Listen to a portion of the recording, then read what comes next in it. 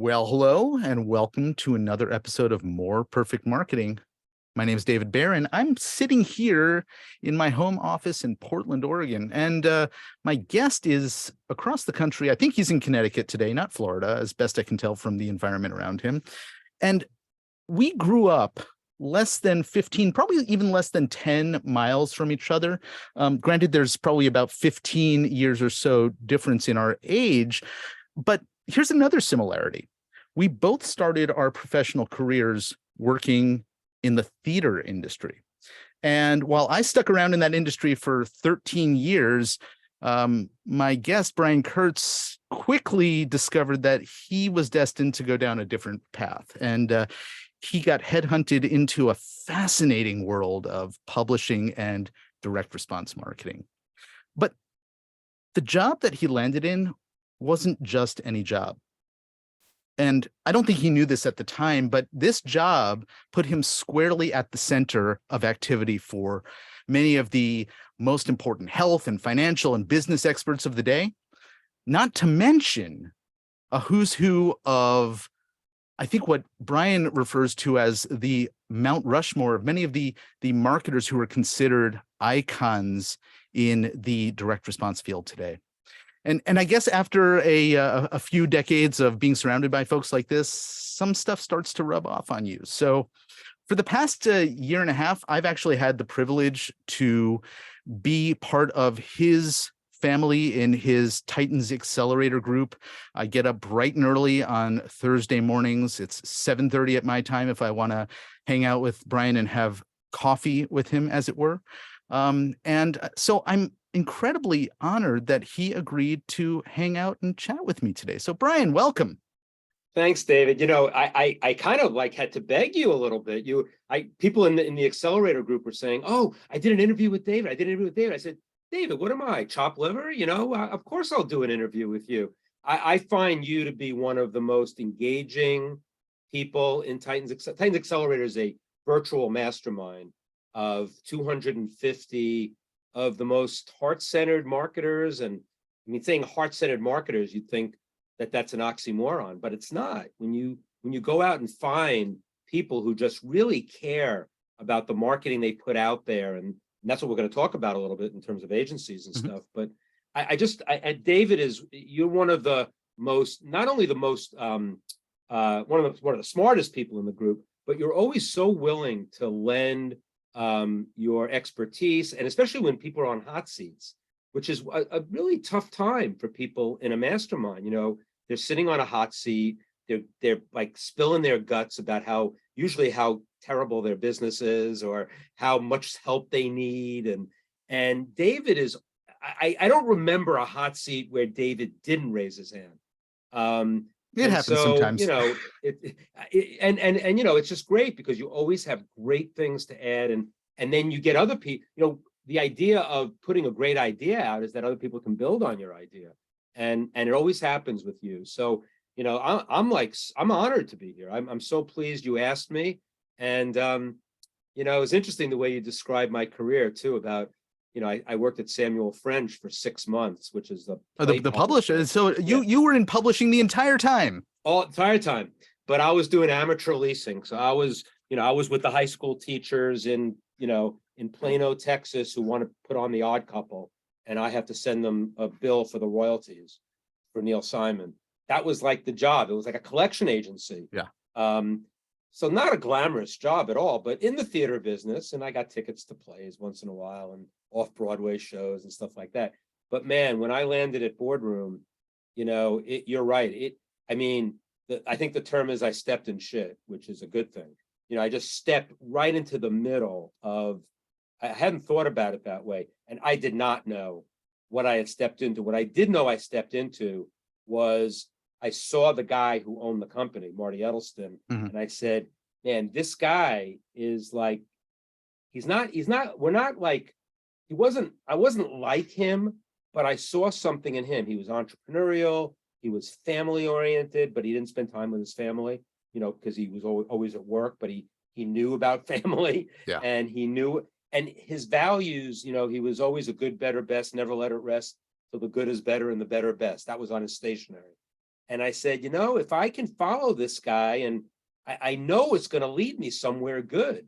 And he was always looking for the truth, and he was so curious and so inquisitive about the world and around him. And then when it came to marketing, I thought I might want to be in marketing, but I thought I was going to be an editorial guy.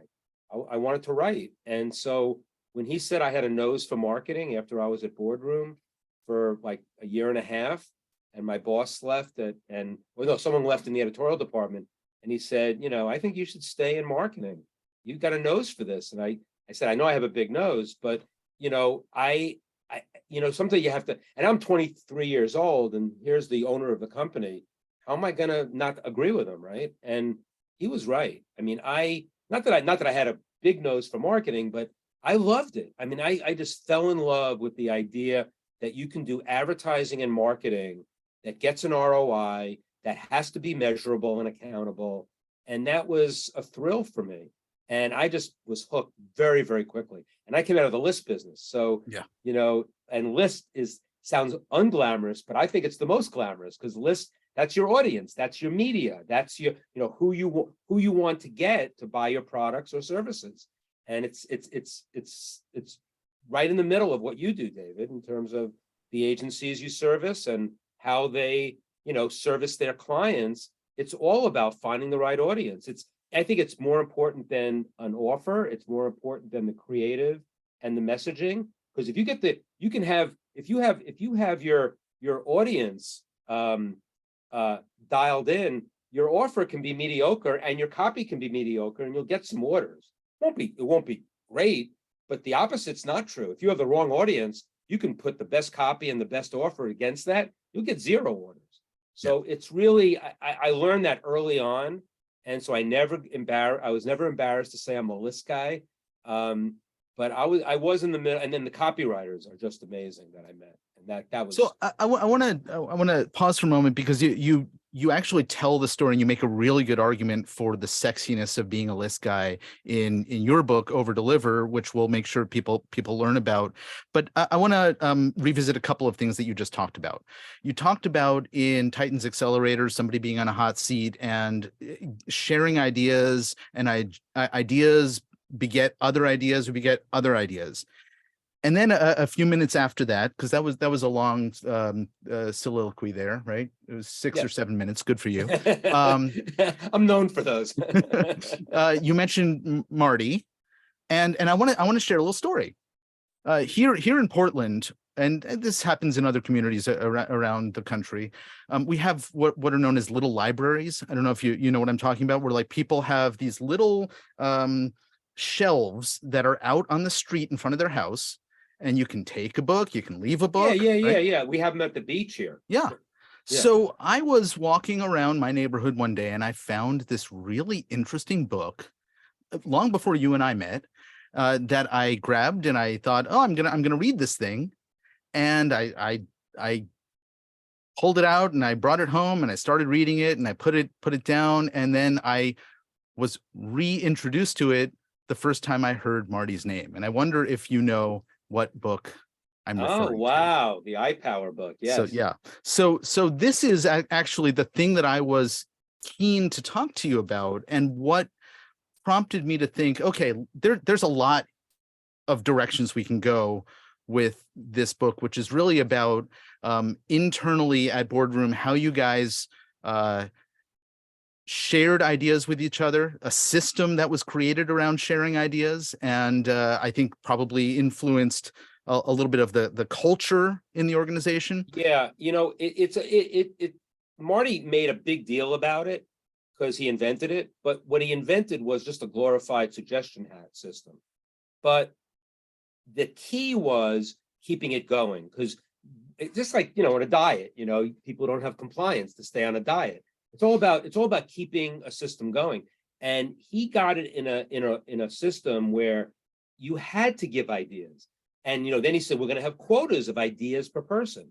Now, every idea doesn't have to be a big idea. In fact, one of mine was, I thought that the toilet in toilets in the business should, the toilet paper should come out from underneath instead of over, because I think I think Oh, it's a you're one better of those. presentation. What's that? Okay. I Yeah, said, oh, you're I one just of thought it was a those. better presentation, right? So, but you know what? The idea and the book with the book, and it's funny, I guess that's the book you wanted to talk Yeah. about. And I have read it cover to cover. So I don't read books cover to cover, but that one I did because I'm in it in a few places. And it was a system where we had, you know, these places, we had these little chits, and they were 3-part chits or there were 2-part chits. And so you write it and you put the original into the hat and you keep the receipt, because you're going to have to discuss it with your iPower group in the near future. And we had the company in iPower groups. We had them first by department. So marketing people were in one group and the editorial people were another, the accounting people were another. And then we mixed it up occasionally. So you were in a group of like 6 or 7 people, and you had your ideas for the month, and you had to like say them, and then everybody in the room rated them. And it was like so simple, but it was like an A idea got $5, a B idea got $2, and like an idea that didn't get rated, you know, we put it in a like a parking garage of sorts, you know, where we put it to bring back at a future date, and you had to keep track of it. And what happened was, the reason why and it was so simple, what we do is we had a guy in the company who would walk around at the end of the month with cash. And you know, I had 12 A ideas and 8 B ideas, and he'd hand me cash of like $87. And you know, yeah, you could say it's a bit of a bribe, sure, but you know what? It was so simple, and yet, and of course you had to have 2 ideas a week, which is not a lot. You know, people were complaining, oh, I don't want to have a quota of ideas. You know, 2 a week. I mean, and one of them could be about the toilet paper. I mean, come on. So we kept it lively, and that did add to the corporate culture for sure. I mean, it was a quirky company, but a hardworking company. Because Marty was like, you know, I mean, he there's a quote it was on the back of his business card. I can read it off my wall. I have his business card on my wall. It's the master in the art of living makes little distinction between his work and his play, his labor and his leisure, his mood, his mind and his body, his education and his recreation, his love and his religion. He hardly knows which is which. He simply, I'm gonna get closer, hold on. He simply pursues his vision of excellence in whatever he does, leaving others to decide whether he is working or playing. To him, he is always doing both. And it's a Zen Buddhist text of some sort. Yeah. But that was his life. That was his life. And whenever I say to my wife, you know, my work is my play, I'm serious. You know, it was, and it's a higher percentage now than it was when I worked at Boardroom. You know, since I've been on my own, I've made it a much higher percentage because, you know, I'm getting on in years and I want to keep teaching, and I want to do what I want to do and not do the things I don't do well, and not do the things that I hate to do. And I want to hang out with people that I want to hang out with, like you. So I don't want to hang out with people that I don't want to hang around with anymore. And, you know, when you're beholden to other people, you know, you will hang out with them. But to basically the iPower system, we did these seminars locally. We sent a guy around the country. It was like Johnny Appleseeding more than anything else. We never made it a big business, but it was so Marty, and it was really, and you hit it on the head. It really created a corporate culture. It made us a learning organization. And there's a book called The Learning Organization, and he followed that. Also, he was really into Japanese business in the 80s when the Japanese were cleaning our clock in business. And he used, you know, it comes from Kaizen, you know, continuous improvement. And he was like really into, he went to Peter Drucker. That's how he got iPower. He went to Peter Drucker, the management consultant, and they're sitting together. He was interviewing him for an article, and then they just sitting together. And Peter says, how can I help you with your business? And Marty said, you know, our meetings suck. Like every meeting I go to is terrible. And he goes, well, start every meeting and have everybody bring 2 ideas. And that was the whole thing where iPower started. And then we ended up with the cash prizes and all the other stuff. I think someone was like, after we were doing it for like 2 years, they said, oh, the IRS is going to come after us with all that cash. And everybody wants to like throw a wrench into a good thing, you know? But it was, and then the iPower money had to go on our paychecks and they took tax out of it.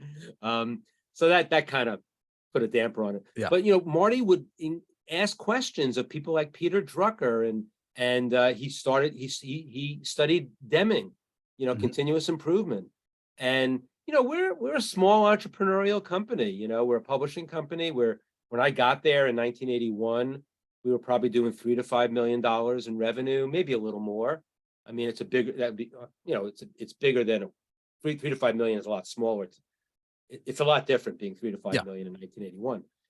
But we were able to take it in the mid 2000s, after Marty had a stroke, actually, to like 150 million. And I think part of it was due to iPower. Marty would say it was all due to iPower, but I let him have that, but people were always thinking in the company. There was a cartoon from New Yorker on one of the walls. He had the walls were covered with his artwork, and he bought all these. Every piece of art he bought had to have a meaning. It had to have like it had to have a lesson in life. Every piece of art he ever bought, he wouldn't buy it. And he bought some Warhols. He bought some amazing art from new artists. Gene Schwartz was his buddy, and Gene Schwartz, the great copywriter and author of Breakthrough Advertising, was he used to take him on art, and Marty would buy stuff that Gene would never buy, but it had a lesson in life for Marty, and he paid a lot of money for him because he found out afterwards it was a Mapplethorpe or a Warhol, and Marty didn't think of the price. He just wanted the lesson on his wall. And there was this one New Yorker cartoon. It was not I know exactly where it was in the office, and there was a guy. He was handing something, I guess, to his boss or something, and all it said on the piece of paper was "think," and then the guy says, "What's that for?" It was like so simple, and so Marty wanted everybody in the company from top to bottom to always be thinking. And look, the clerks and the people at the low end, they're not taking the business home with them like I was and Marty was, but if you get them to think about it and kind of work their work into their play and their recreation somehow. So when they're at a Thanksgiving dinner and they're bragging about their company and all of that, that's a pride thing, and it comes back in spades. You can't, it's not like an ROI that you can basically calculate, but the fact that we had, our staff at Boardroom, some of them probably should have been fired, but we had more people with 10-year longevity than any company of that size. We had 80 employees. I would at our height, we had more than that, but we were usually at 75, 80 employees. And I would say more than half were there for at least 5 years. And certainly, 30% or 40% were probably there for 10 years. And we had people that I stayed for 34 years. But I had equity, and I was in a little different position, but it was a great place to learn and grow. And it really was a great ride for me and everybody who worked for me and worked for the company. So you talk a little bit about the integration and the quote on the back of the card, I think speaks to this a lot as well, in terms of integration of personal and the things that you personally can extract from any experience, and a little play with work and all of that.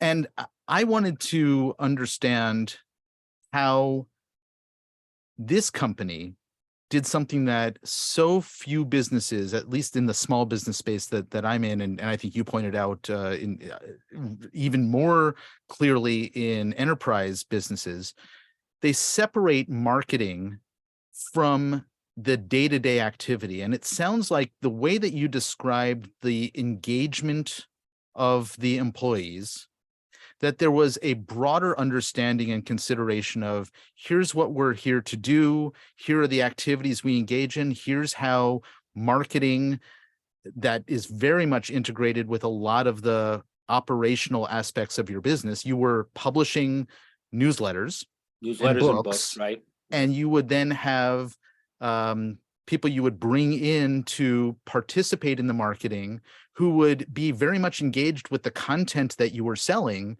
in order to market it. And there probably was other stuff that I don't know about. And I wonder if you can speak to sort of that aspect of the Yeah, business.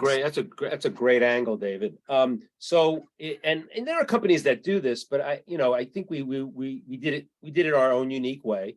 And the thing that I treasured at the because we also had some turf wars. The editors didn't like the way we marketed, and the marketers thought the editors were too conservative and all of that. So we had those battles. Yeah. But the overall, you said there's an overall umbrella in the company that said, if look, I used to walk around the company and say we're a marketing organization. Yes, we need good editorial because the marketers sell the first subscription or the first book. It's the editors that sell the renewals and the repeat business, because if the first product is crap, you're not going to sell a second product to them. It's very simple. So I didn't think that the marketers could sell renewals as well as the editors could. So I was kind of trying to bring them along for the ride. But I said, you have to let me do what I need to do for that first order, but I will keep the second order in mind. I will keep the editorial in mind, but I have to shock the people a little bit. They hated some of our headlines in our publications, when carrots can cure cancer.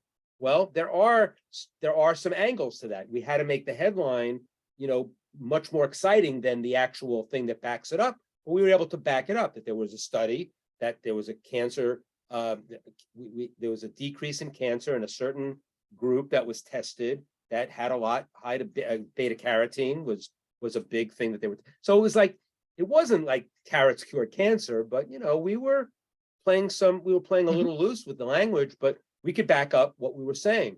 And so that was always we were always at odds with editorial on that. But besides that, it was always, when you say getting involved that when no one felt in their job that they were just doing their job for a paycheck and food. And the outsiders, we made them feel the same way. So for instance, our copywriters, we used to go outside, we hired the best copywriters. And I know you have a lot of agency people listening to this.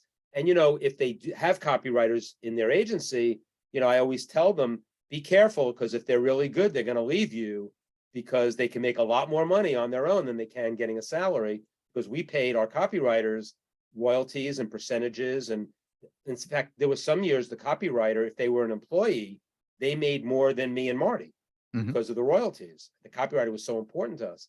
So, but the copywriter would come in and meet with us. They meet with the marketers, the editors. They would sit down with us because they didn't want to just write for food. They wanted to basically get into the, who's the customer. And we had to really go into it in such detail. We had to put a person together for them, because the best copywriters write to one person, even though we send out millions of mailing pieces. And the idea of writing to one of a million, but you have an idea of who the one is, that's why the copywriters got the big bucks, because they understood that. But it didn't happen by magic. They came in, they got on the phone with customer service. That was a big thing. That was something we talked about before you turned the recording on. Yeah. That, an agency, I don't think an agent, well, maybe you have some agencies who are enlightened to this, but I hope they realize, and I hope everybody listening realizes, that customer service and fulfillment are marketing functions. I devoted a whole chapter of my book to that. If you think that that's just the icing on the cake, and we keep them happy and that'll be great. No, when someone calls complaining, I tell the story. This is a good story, but and it's true. In the 80s, I used to stay late at the office. I'd be sitting at my desk 8 o'clock at night, no automated attendant. So the phone's ringing and ringing. I'm the only person in the office. I pick it up. And it was always an unhappy customer at 8 o'clock at night. And they tell me what they got the book, and the book was damaged, or the book, the stuff that we said in our promotion wasn't in the book on the page that we said it was going to be on. And I would just calm them down. And it was a game for me. I said, I'm going to make sure when I get off the phone with this person, they're not only going to be satisfied, but they're going to be a lifelong customer. And that's the whole thing about direct response marketing, is that it's the lifetime value of the customer. It's not the first sale of the customer. So when I got off the phone, maybe it took me I had to send them 3 books in the mail. And I packed it up that night. I packed it up and put it in the mailroom. I sent the person 3 books. I said, I'm sorry that we missed that. And I know I made a customer for life. but it was just doing that. It's not, yeah, we lost money on that customer, sure, that day. Mhm. That's not the point. The point is that you're in the psyche of the customer. And even if they calling to praise us and want more information, that was a great opportunity to talk to them. If they were just asking about, where do I send something? I said, oh, and you should send it here. But do you know about our other book? So when you talk about customer service and fulfillment, those are the best people to upsell and cross-sell. You have to do it in a correct way, but giving it to a boiler room to do it, as opposed to an employee of the company who believes in the mission of what we're doing, you're losing the opportunity of having like a salesperson out of a customer service person, and they're not really hard selling when they're just being competent, and they're saying what they believe. And so all of that is marketing. And and I think it could go to the agency side, it could go to the copywriter side, it could go to media buying, everything. There's so much opportunity inside the company to create all of these special moments with customers, as opposed to, we do the marketing, you deliver that, and then we see what happens. No, we see what happens, but we participate in every step of the way. One of the things that I'm curious to know, and this is, I think, a lesson for anybody listening, what you did at 8 o'clock at night when you were calming that customer down and earning them earning a customer for life out of that situation that's great. If the business owner does that, if you do it, as and you take the initiative to do something, but so many businesses miss the opportunity to systematize or institutionalize that kind of thing. And so I'm curious, first, I don't know, did you, but the way that I think we've talked probably on accelerator calls about the way that catalog call centers used to operate, which is, you call in, you buy something on page so-and-so, and then they continue to ask you, oh, well, if you're getting that, we also have a special on this page, and you just keep doing that routinely, right? There's a script, there's a system. Yeah, Is there a system for solving problems and winning customers for life? yeah, it's not simple. If you have a huge company, you might be outsourced. See, the thing is, people say, well, that's something we're going to just outsource to a company that does that. But are you monitoring it? That's step one. You've got to listen in just to make sure that they're not embarrassing your company, that they're not doing something that sounds like they don't do bait and switch, and so if they're selling the customer on something that they would help them and would assist them from the product with the product that they already bought, that's great. But if they're buying shoes to then sell them a parka immediately, if it's Land's End or LL Bean, that's not what we're talking about here. So, but that's got to be dictated by the company.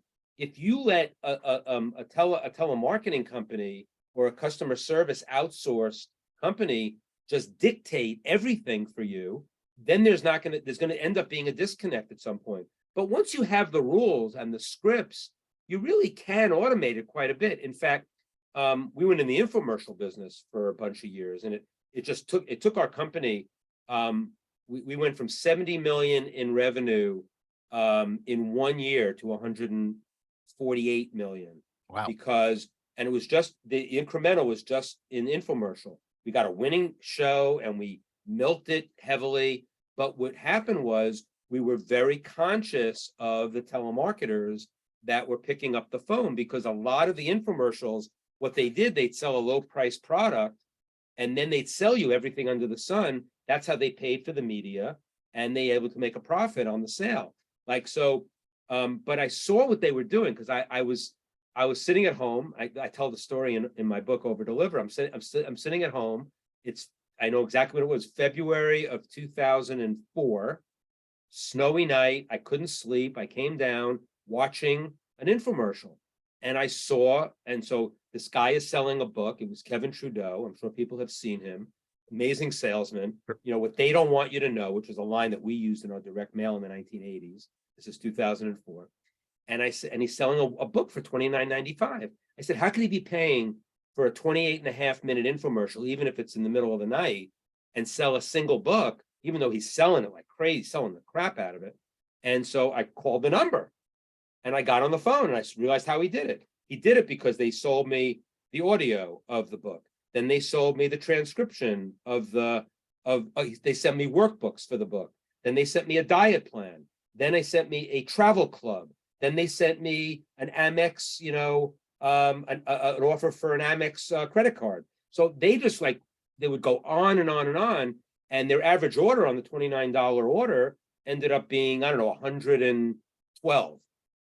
I said, I got the model now. I could do that without, I've said this in some places, I don't say it all the time, but I had to decriminalize his offer because he ended up going to jail because he was saying things in the infomercial that just weren't true.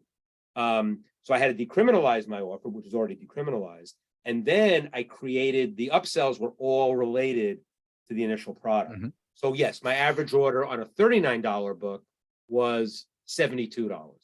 Not as good, but really good because my numbers ended up being very, very good.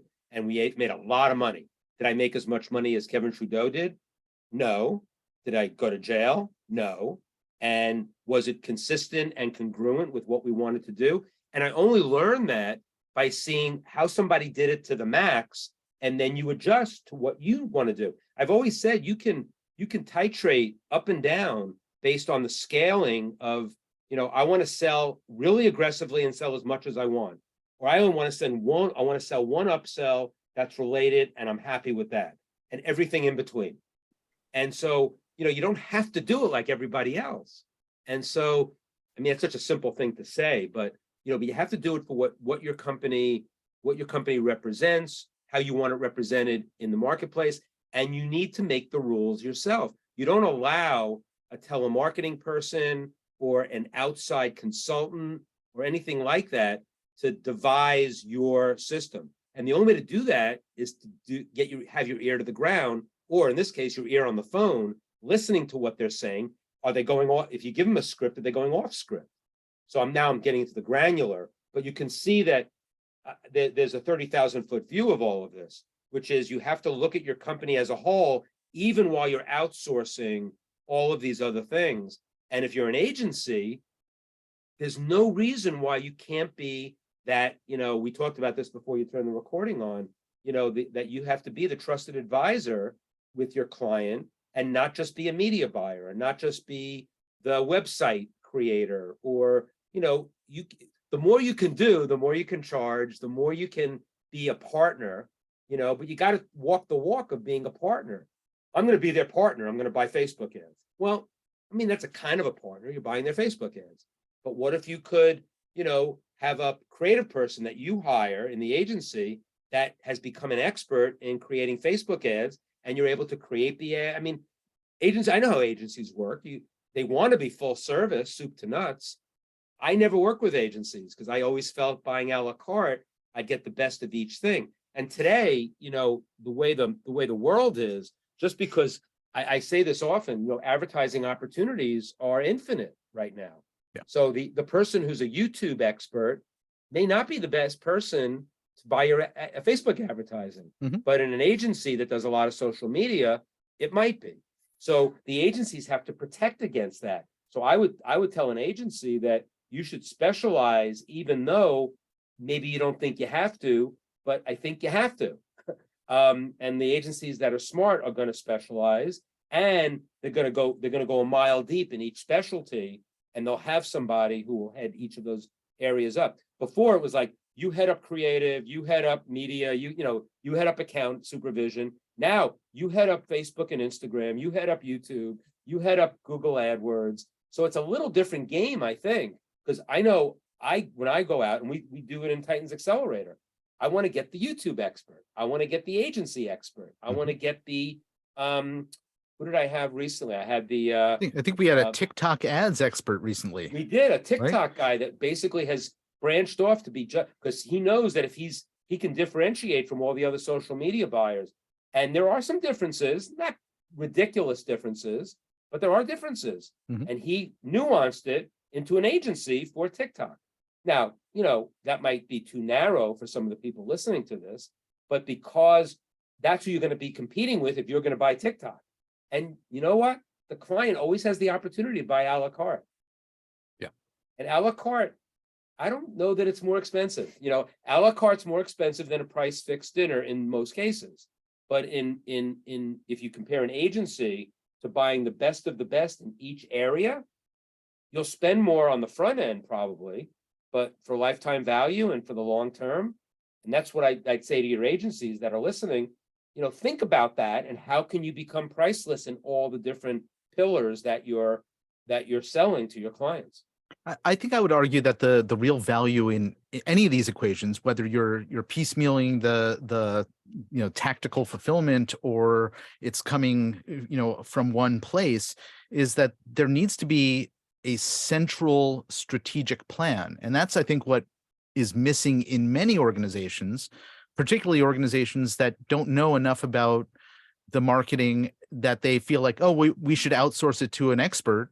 Right. Well, if they're outsourcing it to an expert and they're going to a tactician rather than a strategist, they're already shooting themselves in the foot. And that's I think a huge challenge in this world. And it's the way that we've been taught how to buy and sell marketing and advertising in general. I think your book is exactly about that. You know, it's all about the strategy. Yeah. I mean, I'm sure you touch on this, and I haven't read your book yet. I just was sent it by somebody that we both know, and I can't wait to look at it. But tactics are important. I say to people when they come to my masterminds, I'm not going to give you tactics. What I'm going to give you as much watts as I can. I call it, what's a watt? A watt is Amazon marketing. A watt is Facebook advertising. A watt is direct mail. Mm-hmm. A watt is Google AdWords. I'm going to bring the expert of experts on the watts. You listen to them. You decide how you might be able to use that in your business. You don't have to say yes to everything. That's crazy. Perry Marshall talks about Maze 2.0, which is a fantastic concept, which is basically, you want to pick a variety, but you don't want to do more than like four. He says 4 different media in 4 of the quadrants, and the quadrants are created by having one quadrant, one axis that says online at the top, offline at the bottom, and then the cross axis is the horizontal axis is live and recorded. You can put any media in one of those 4 boxes. So a live and recorded would be a live webinar or a live cast. A recorded offline would be a book, whether it's written or not. It's recorded because it's recorded. And you only have to pick, and if you pick one in each of the quadrants, I say 2 in each quadrant, then it looks like you're everywhere, but you're not saying yes to everything, and everything can't be a shiny object that you can go after. So I think that the beauty of buying media and looking at what's in the world is that's why I always say I want to go to the number one. If I'm going to go into Facebook advertising, I don't want to do it with an amateur. And how do you decide who's not an amateur? You got to do diligence on these people. You got to do some diligence on these people. And it's more than just getting references. It's about, let's look at their success rate. Let's look at, and you ask you have to ask the right questions, how much you're paying. And that's why it's all about direct marketing for me. Because if you can't do it on a measurable basis, it doesn't exist for me. What does the CFO say? That can be measured, can be managed. Managed, right? Yeah. So Brian, I want to make sure that our listeners know where they can learn more about you and hear the full stories or read the full stories that you've just given them a glimpse of in your most recent book, Over Deliver. Where can they find out more? Well, they can go to briankurtz.net, briankurtz.net. That's my website, but my website is not, it's not splashy. I saw a guy on a webinar yesterday talking about he remodels your website, and it was like on wow stuff, and I'm like, but there's no direct response there. I mean, there was some things for free bonuses and vacations, but it wasn't even on the above the fold. What's above the fold on my website is basically you opt in for an interview that I did with Perry Marshall for an hour and a half on 3 marketing things that I I talked about the one of those, the infomercial that I Mhm. mentioned today. One is a little bit about the list business and how I became, I think, the best list manager in the world. That's what But people said about you, at least. they did, and the competition wasn't that stiff, so that was part of it. So I had this interview. So to get the interview, you just sign up, and what you're signing up for is not anything that's going to clutter your inbox. You get my weekly blog every Sunday, and you can go to my blog page for free and look at all my past blogs. And there's some repetition in there, of course. I've been doing it for 8 years, but I try to tell stories in my blog. I don't sell stuff in my blog except my own stuff. It's all educational. If I sell someone else's thing, it's not done as an affiliate. It's done, and again, this is important for people to hear. It's not Yeah. that I'm bragging. It's that that's congruent with who I am and what I want to do as far as selling stuff. You and I were lamenting before we turned the recording on that we're both directors of sales prevention sometimes, because we give and give and give, and we don't ask for the order often enough, maybe. And I'd rather be there than just selling all the time. Some people can sell all the time, be very successful at it. That's a perfect model. I'm not saying that's bad, but what's congruent with my model is that if I sell someone else's thing that's educational for marketing, they can only sell it to my audience if they're paying an affiliate commission, that they give that affiliate commission as a discount to my audience. So if they're giving a 50% discount on whatever they're selling, a course or something, then they have to sell it to my people at a 50% discount. I don't take the money. There are some people that won't do that deal. That they would have to pay me normally, but if I give the discount, then they feel like it's cheapening their product. No, it's not. We tell them up front. We say, I would be getting a 50% commission here. I'm not taking it. We're putting that to you. It's like we're giving. It sounds like I'm a wholesale guy. We're putting that discount on to you, right? But I couldn't believe the people that would say no to that, because it takes me a while to approve them to be able to sell what they're selling. I never understood that, but you know what, be that as it may. So being on my list, being a part of my online family is not a drudgery, and you can unsubscribe at any time. Now, if you want to get my book, you do have to pay for it. But what you get when you get my book is you get bonuses that are worth much more than my book. You title a book Over Deliver, you need to over deliver on the bonuses. And the bonuses are incredible. You go to overdeliverbook.com. You go there, you don't go to Amazon directly. You go to overdeliverbook.com. There's buttons there. It'll send you to Amazon, Barnes and Noble, or Indie Books. You can go to any one of the three. You go off on a separate window, you buy the book, and then you come back with your receipt, you put the order number in, and you get access to like 2 PDFs of 2 of the greatest direct books on direct mail by 2 of my mentors, Dick Benson and Gordon Grossman. There's a swipe file by Dan Kennedy. If you know who Dan Kennedy is, and he did it exclusively for an event we did together. There's Ben Savenga, who's one of the best Gary Ben Savenga, one of the best copywriters of all time. He has Ben Savenga book bullets, which are all online, but I put them in a PDF, so it's easy for people to access in a PDF. There's Jay Abraham. There's 19 keynote speeches that Jay Abraham gave. Jay Abraham is a marketing guru of sorts. He's been in my life since the mid-1980s. He wrote the foreword to my book, and I'm very, very honored that he did. So it's a great site that you'll get access to all this stuff. You can print a lot of it in its PDF, a lot of it. So overdeliverbook.com if you want to buy my book and get all the bonuses. But all you have to do is go to briankurtz.net. A lot of free content there. I hope anybody in David's world that wants to join my world, I'd be honored to have you. It's a fun world to be in, and I'm super appreciative of you making time to share some of your experience and wisdom, and those who influenced you as well. And I want to encourage everybody to take you up on the offer to join your online family, because it's a fun place to be. Thank you, David. I really appreciate you, and hopefully I'll see you on our Titans Accelerator call tomorrow. Absolutely.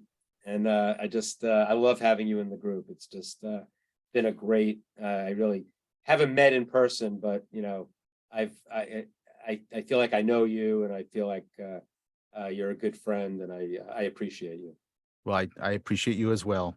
Folks, this has been another episode of More Perfect Marketing. If you know somebody who could benefit from listening to the conversation you just heard, and I know you do, please share this with them. Until next time, I'm David Baer. We'll see you soon. Bye-bye.